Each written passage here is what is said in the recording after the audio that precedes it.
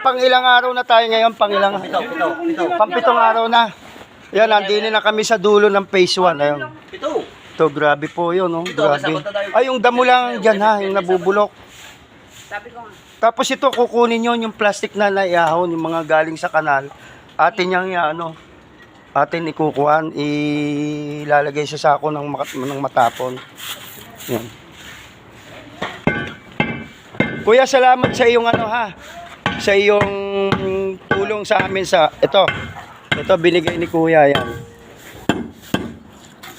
binahaginan tayo ng tulong ni Kuya ng gloves. Pangalawa na siyang tumutulong din sa Mount Clair. Isang magandang halimbawa na nagpukusang tumulong ito sa ginagawa natin. Yan si Kuya. Kuya, anong company kayo? Sa Honda po. Sa Honda yan nga, Kap, sa Honda. Yan. Nandito na po kami sa dulo nitong malapit kaila Kuya Dide, dito sa malapit sa ginagawa. Ano Kuya? Dati na rin po nung nag-clean kami ni Pangulong. Okay. May dalan po ako. Kuya, sana magpatuloy ang ganyan mong kabaitan sa iyong kapwa, lalo na sa ganitong mga gawain. Ano po?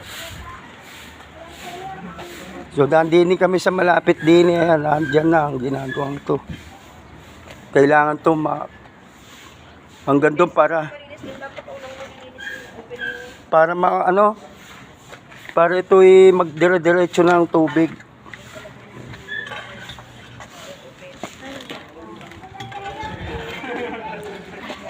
Ayan.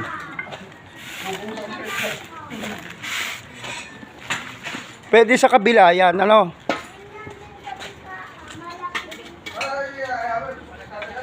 Yan. Meron tong isa yun, yung kalaykay na malapad-lapad. Malalim pag nilusong, Malalim. Ayan. Ayan po, ang grabe ang din, basura na punta sa kanal.